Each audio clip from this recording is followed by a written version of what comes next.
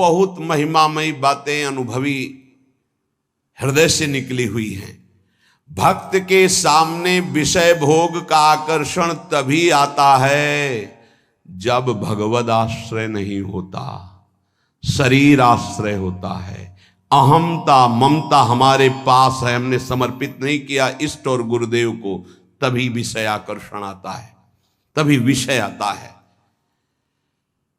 विषय जिसके सामने आता है तो भगवदाकार वृत्ति नहीं आती है। भगवदाकार वृत्ति अहमता ममता समर्पित करने वाले की, अहमता ममता, कितनी जोर की ममता का समर्पण भक्तों के हृदय में होता है। भगवान ऐसी कलयुग में अगर परीक्षा लें तो कोई देने के लिए तैयार ही नहीं, लाखों में कोई नहीं तैयार हो पाएगा। बोले हमारा सिंह भूखा है, मोरध्वज जी की कथा।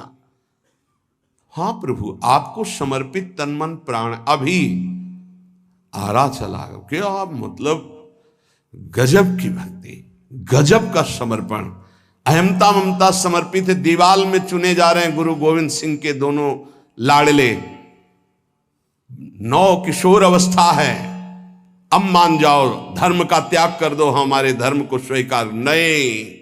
पूरा उनको दीवाल में चुन दिया गया, ना पिता के हृदय में क्षोभ, ना पुत्रों के हृदय में क्षोभ। यह है अहमता ममता का समर्पण। जरा देखो हम भक्ति का कैसा समर्पण होना चाहिए, कैसा समर्पण किए, तो एक तरह से उपहास कर रहे हैं। अहमता ममता को हम बचाए हुए हैं और परिवर्तन चाहते हैं तो कनेक्शन ही नहीं है। अहमता ममता का कनेक्शन ही नहीं है तो तुम्हारा परिवर्तन कहां से हो जाएगा। प्रभु को अपने सामने देखने की सामर्थ्य उसी में होती है जो भगवदाकार वृत्ति होती है। जिसकी भगवदाकार वृत्ति किसकी होती, जो अहमता ममता समर्पित कर देता है। निरंतर भगवदाकार वृत्ति रहने के कारण वो जिधर देखता है भगवान दिखाई देते हैं। यहां निरंतर विषयाकार वृत्ति होने के कारण भगवान में भी विषय दिखाई देता है। भगवान ही तो सब बने। अगर हमारी अहमता ममता समर्पित हो जाए तो इन 6 अपराधों से बच जाए जो भक्तों के प्रति होते हैं। भक्त के ये 6 अपराध तुम्हारी भक्ति को ढक देंगे। पहला, किसी भी महात्मा के वास निरूपण पर जो हम निंदा करने लगते हैं, हमारी सामर्थ्य नहीं कि हम क्या जाने वो कैसे रह रहे हैं। महाप्रभु चैतन्य देव एक दिन कीर्तन में बहुत उल्लसित होकर उन महापुरुष का नाम ले रहे थे, बार बार नाम उच्चारण कर रहे थे। हमें नाम विस्मरण है। बहुत सुंदर पोशाक महंगी महंगी पहनते थे, पान पाए, इत्र लगाए, फुलेल केशों में सजाए। बहुत वर्ष हो गए पहले चैतन्य महाप्रभु के पावन चरित्र का पठन किया था, इसलिए स्मृति नहीं उनका नाम, उनके नाम का। पुंडरीक विद्या, हाँ यही नाम था, पुंडरीक विद्या। तो गदाधर आदि जो भगवत महाप्रभु के पार्षद थे, उन्होंने सोचा कि जब महाप्रभु भाव में ऐसा उनका नाम उच्चारण कर रहे हैं तो कोई वीतराग बड़े परमहंस महापुरुष होंगे, चलो उनके दर्शन करने चलते हैं। तो पता चला कि अमुक जगह वो आए हुए हैं। वहां तो देखा बहुत सुंदर पलंग, दुग्ध फेन जैसा, ऊपर से गद्दे के ऊपर चद्दर और गिरदा लगे हुए हैं, और केस जो फुलेल से सुगंध आ रही है। पान खाए तो गदाधर जी के मन में आया कि इतना विलासितापूर्ण जीवन और ये भगवत भक्त हो सकते हैं। संशय हुआ। तो एक जो महाभागवत साथ गए थे तो उन्होंने भगवान श्री कृष्ण की रूप माधुरी का भरा हुआ श्लोक गान किया। जो ही श्लोक सुना हुंकार मारी और धूल धूसरी, हा कृष्ण हा कृष्ण।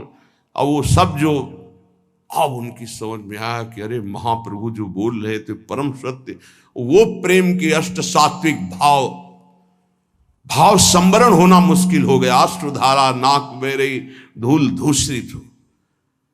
गदाधर जी ने चरण पकड़े और कहा मेरे से भारी अपराध बन गया, ऐसे महापुरुष के बाहरी स्वरूप को देखकर हमारे अंदर अश्रद्धा हुई थी, दोष दर्शन हुआ था, क्षमा चाहता हूं। कैसे क्षमा हो? तो शिष्यत्व स्वीकार किया था, चरित्र में ऐसा पढ़ा था। किसी भी भक्त या महात्मा के वास निरूपण, वेश निरूपण की अगर वृत्ति आपने की तो अपराध बन जाएगा। अरे ये तो ऐसा, इनको तो ऐसा होना चाहिए, इनको तो ऐसी जगह रहना चाहिए, इनको तो ऐसा नहीं।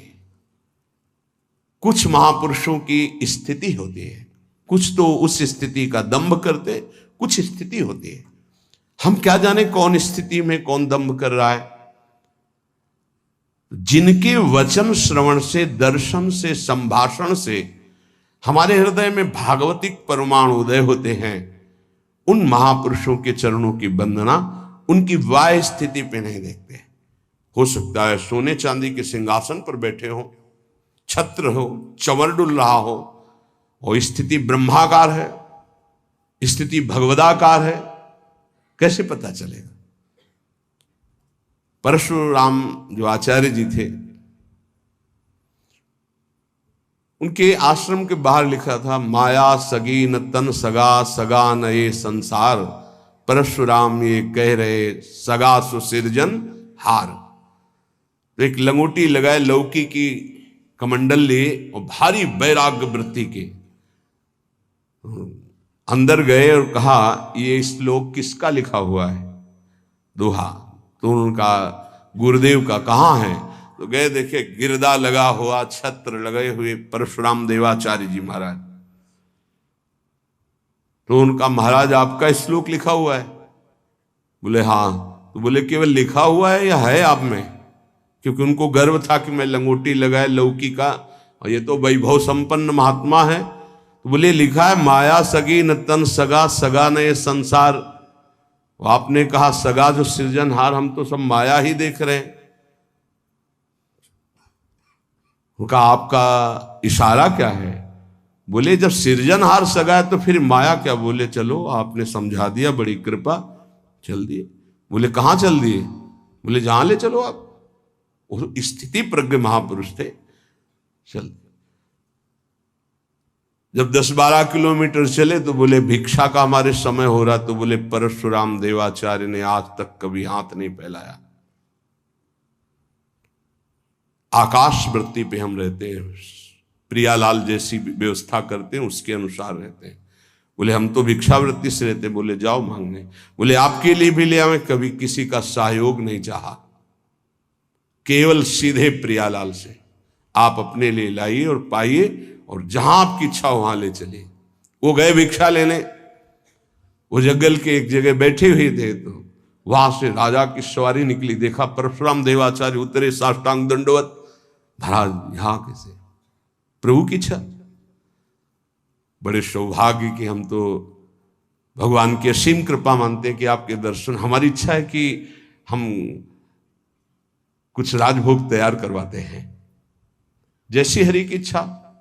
देर न लगी, वहां रसोईया लग गए, कढ़ाइयां। महाराज अगर यहां विश्राम करें, बस इशारा हो जाए तो जैसी हरि इच्छा, खुदाई शुरू। आश्रम निर्माण की नींव के लिए खुदाई शुरू, कढ़ाई चढ़ गई, बनना शुरू हो गया। वो संत आए 1 घंटे बाद, वहां देखा। बोले यहां क्या हो रहा है? बोले यहां आश्रम बनेगा और ये रसोई बन रही। तो उनका महाराज ये क्या लीला है? तो बोले तुम जिस वैराग्य के अहम वृत्ति को धारण किए हो, उस अहम वृत्ति का त्याग करो। वैराग्य का तात्पर्य होता है राग रहित, स्पृहा रहित होना।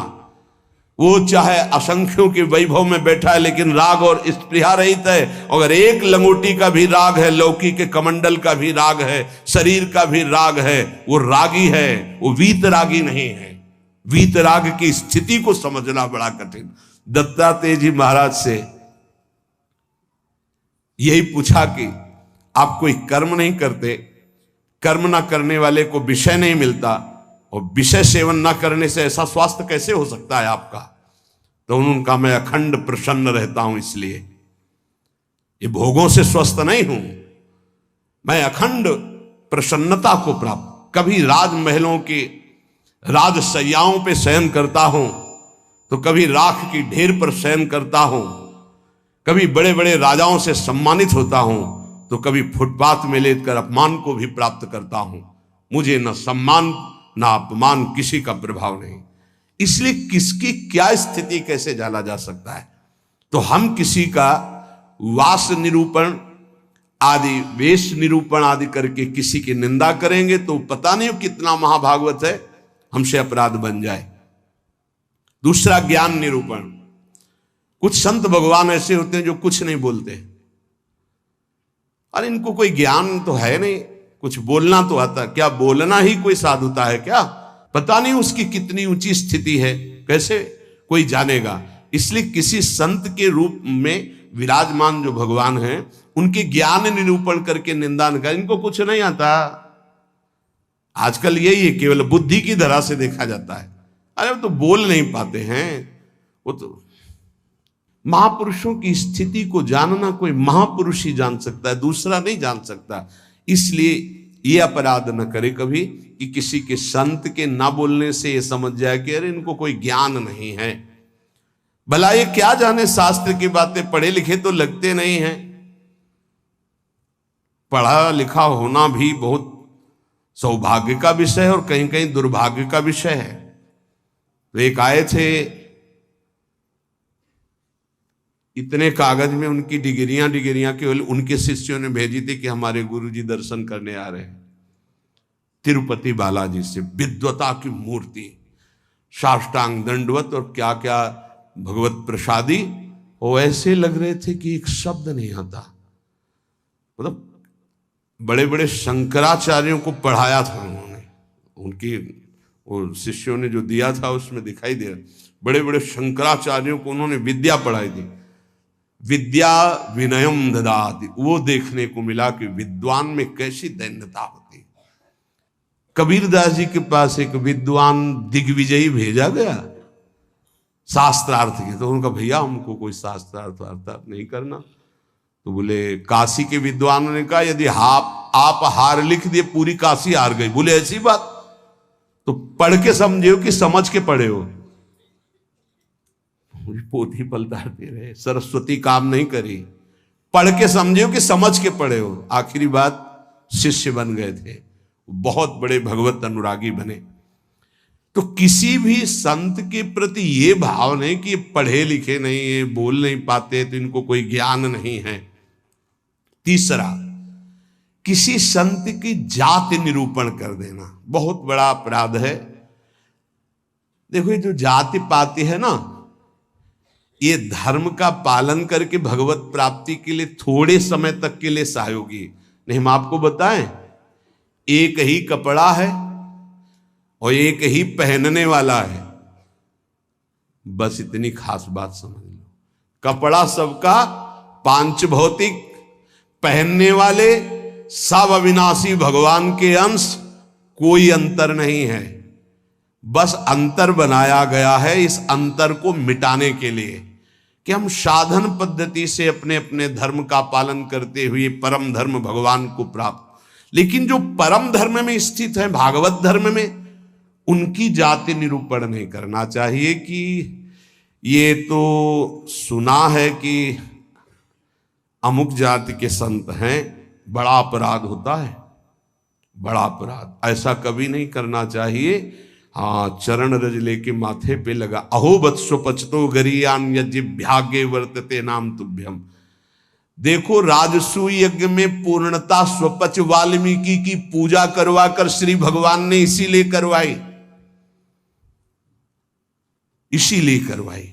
सब बड़े बड़े महापुरुष आए थे, लेकिन दैन्यता की मूर्ति भगवत भाव में निरंतर डूबे हुए स्वपच वाल्मीकि जी की आराधना करवाई कि पूर्णता उन्हीं से हुई। जो दैन्य है वो महाभागवत किसी जाति पक्ष से नहीं देखा जा सकता कि अरे ये तो ऐसा जो देखेगा तो उसके सुकृत नष्ट हो जाएंगे। पूज्य बाबा। चौथा, वृत्ति निरूपण। ये तो पढ़े ही रहते, हमने कभी इनको माला लिए तो देखा नहीं। और कुछ भजन ध्यान तो करते नहीं है, इसलिए तो केवल हमें लगता है कि बस खाते पीते हैं इसी में, और कोई भजन नहीं। ये हमने संतों को देखा है। एक संत भगवान 8 बजे सुबह उठते थे गंगा नहाने के लिए, 8 बजे सुबह। पर वो एकांत में तो लगता 8 बजे सुबह गंगा स्नान करते हैं, प्रायः 3 बजे स्नान हो। तो एक दिन जिसमें वो शयन करते थे उसमें गए, काफी बड़ा था, एकांत में आसन की। आज इनकी वृत्ति देखेंगे क्या है। बहुत ही गंभीर मुद्रा में वो रहते थे, पर प्रायः पूरे आश्रम में था कि ये प्रमादी हैं, ये सोते रहते हैं। 11 बजे तक उनको जगते पाए हम। जहां सब लेटे उनको उठ के बैठ गए, वो लेट गए थे उठ के बैठ गए। 3 बजे तक बिल्कुल एक आसन पर, 3 बजे फिर लेट गए, 8 बजे सुबह। संतों को जानना बड़ा कठिन है, उनकी क्या दिनचर्या है, वो कैसे भाव में रहते हैं। केवल बाहरी व्यवहार देख करके उनकी निंदा कर देने से सुकृत नष्ट हो जाएंगे, भक्ति ढक जाएगी। स्वरूप निरूपण, ये महात्मा में तेज तो है नहीं चेहरे में, ये तो ऐसे ही मालूम देते हैं कोई साधु तो नहीं, क्योंकि चेहरा नहीं बता रहा है। नहीं, ऐसा नहीं है। अगर महात्मा की पहचान करनी तो तुम्हें महात्मा होना पड़ेगा। महात्मा बनकर ही महात्मा को पहचाना जा सकता है, दूसरा नहीं पहचाना जा सकता। बाहर से किसी के रूप को देखकर थोड़ी तुम जान सकते हो कि रूप तो आप गौर से देखिएगा, किसी किसी के मांस भक्षण करने वाले का भी चमकता रहता है। मलाई रबड़ी खाने से भी रूप चमकने लगता है, थोड़ा सा संयम रखे तो उससे भी चमकने लगता है। अब वो महात्मा किस कोटि का भजन कर रहे हैं, कोई रूप से थोड़ी महात्मा का लेना देना होता है। अब श्रीधर बाबा की छवि जब लगे तो आप देखना लंगोटी है, हड्डी हड्डी दिखाई दे रही, गाल चिपकी हुई, आंखें धसी हुई। आपको पता है, खुद देखे हुए हैं कि 24 घंटे भजन में मगन। तो किसी महात्मा के रूप को देख करके ऐसा कोई रूप निरूपण करेगा तो उससे अपराध लग जाएगा, और प्रायः ध्यान नहीं दिया जाता। ऐसा धातु निरूपण, भगवत विग्रह ये पाषाण का है कि ये धातु का है, सामने पूछे ये पत्थर के भगवान है कि इसमें अष्ट धातु के। घोर अपराध बुद्धि। भगवत विग्रह सामने नहीं, भगवत विग्रह साक्षात अर्चावतार भगवान है, भाव उसमें। ये नहीं कि सामने जाके पूरे संगमरमर के बने हुए, कौन सी धातु के बनी हुई भगवान है, ये अपराध। धातु निरूपण भगवत विग्रह या भगवत भक्त के पास। जैसे वैराग्य में धातु स्पर्श निषेध किया गया है, या तो सन्यास में नारियल का पात्र और वैष्णव जनों में रज का पात्र। धातु के पात्र के प्रयोग का निषेध है वैराग्य में। लेकिन जो महापुरुष हैं, मान लो उनको सोने की वो थाली में पा रहे हैं, उनकी क्या स्थिति है। अब हम देख करके अपने वैराग्य का वहां भाव थोपे, वो स्थिति उनकी क्या है। वैराग्य का भाव थोपे तो फिर अपराध बन जाएगा। किस स्थिति में कौन महापुरुष है जानना मुश्किल है। सबको भाव से नमस्कार करके हम अपने भाव को सुरक्षित रखते हैं। तो वास निरूपण, ज्ञान निरूपण, जाति निरूपण, वृत्ति निरूपण, स्वरूप निरूपण, धात निरूपण। वृत्ति निरूपण में ये भिक्षावृत्ति तो करते नहीं, केवल भंडारा खाते हैं। आपको क्या पता किसकी क्या स्थिति है, वो कैसे। संतों की लीला भगवान जानते हैं, या तो वो संत जना दे तो जानने में। अपने लोग इसकी परवाह करते हैं क्या। कहीं कौन से अपराध ऐसे बन जाते हैं जो हृदय को कठोर कर देते हैं। इसलिए शांत। ब्रज में मुझे एक महात्मा मिले थे, उन्होंने मुझे कुछ उपदेश दिए, मैंने उड़िया भाषा में अपनी डायरी में लिखे थे। उन्होंने उपदेश दिए कि अगर ये आपके अंदर भाव आ जाएगा, लक्षण आ जाएंगे, तो आपको भगवान अपनी तरफ से आके दर्शन दे देंगे। बड़े महात्मा थे, तो बाबा ने उड़िया भाषा में अपनी डायरी में लिखा था, उसका हिंदी लिपि में यहां वर्णन है। पहला, भजन करते हुए अपने को सबसे दीन मानना। अपने आप भगवत साक्षात्कार हो जाएगा।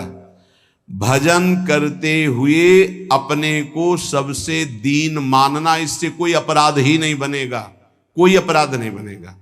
लिख लेना चाहिए। भजन करते हुए साधक को अपने को सबसे दीन मानना, सबसे आदेश त्रणादपि सुनिचेन। दूसरा, किसी से भी कपट पूर्वक वार्ता व्यवहार ना करना। निष्कपट व्यवहार करने में क्या जाता है? अपने भगवत मार्ग के पथि के, चाहे गृहस्थी हो चाहे विरक्ति हो। कपट का मतलब होता है अंदर कुछ और है, बाहर आप कुछ और दिखा रहे हैं। ये नहीं होना चाहिए। जो अंदर वो सीधे बाहर, जो बाहर बोल रहे हैं वही आपके अंदर चलना चाहिए। मोहि कपट छल छिद्र न भावा, भगवान कहते हैं। तो कैसे दर्शन दे देंगे आप कपट पूर्वक व्यवहार करते? निष्कपट व्यवहार, कपट पूर्वक व्यवहार ना करना, ये दूसरा। तीसरा, अपनी जिह्वा से कभी असत्य भाषण ना बोलना। इसका बहुत नारायण स्वामी जी ने भी इस पर बहुत जोर दिया था कि जिस जिह्वा से नाम जप करते हो झूठ नहीं बोलना चाहिए, तभी नाम सिद्ध होगा। नाम तभी सिद्ध होगा। नाम सिद्ध होने का तात्पर्य बिना प्रयास के चले। ये सत्य भाषण भगवत स्वरूप है। सत्य बोलने से बढ़कर कोई पुण्य नहीं संसार में, और झूठ बोलने से बढ़कर पाप नहीं। नहीं असत्य सम पातक पुंजा। चौथा, जो तुम्हारे सामने आवे और तुमसे बात करे या दृश्य दिखाई दे, उसे तत्काल पहले मन से प्रणाम करो। बिना प्रयास के भगवत साक्षात्कार हो जाएगा। चराचर जगत में जो तुम्हारे सामने, जैसे कोई व्यक्ति आया है तो राधा वल्लभ लाल जी आपकी जय हो, अंदर से मेरे प्रभु, अब बात करो। कोई भी कुछ भी, पहले प्रभु, ये वस्तु पहले नहीं थी, प्रभु थे, और ये बाद में नहीं रहेगी, प्रभु ही रहेंगे। तो वर्तमान में हम वस्तु के अंतर्गत प्रभु को देखते हैं। पांचवा, ना मेरा तन है, न मेरा मन है, न मेरा धन है, न मेरे प्राण है, ये मैंने सब कुछ प्रभु को समर्पित कर दिया। धैर्य पूर्वक देखिए। अब आपको क्या चिंता रह गई? जब तन प्रभु को दे दिया, मन प्रभु को दे दिया, अपना सर्वस्व प्रभु को दे दिया, तो बोले इसका फल क्या मिलेगा? ये यथा माम प्रपद्यन्ते तास तथैव भजाम्यहम्। प्रभु अपना सर्वस्व आपको दे देंगे, अनुभव में आ जाएगा। प्रभु अपने आप को दे देंगे। अति उदार, करुणा वरुणालय प्रभु। अगर आप थोड़ा सा भी अपनापन करेंगे तो उनका थोड़ा सा अपनापन बहुत बड़ा होता है। अपने तन मन धन सर्वस्व पर अपना अधिकार न करके अपने प्रभु का अधिकार। छठवां, एकमात्र पूर्ण श्रद्धा अपने आराध्य देव में, मेरी लाडली, मेरे प्रियालाल। सातवां, सदैव पराधीन रहना।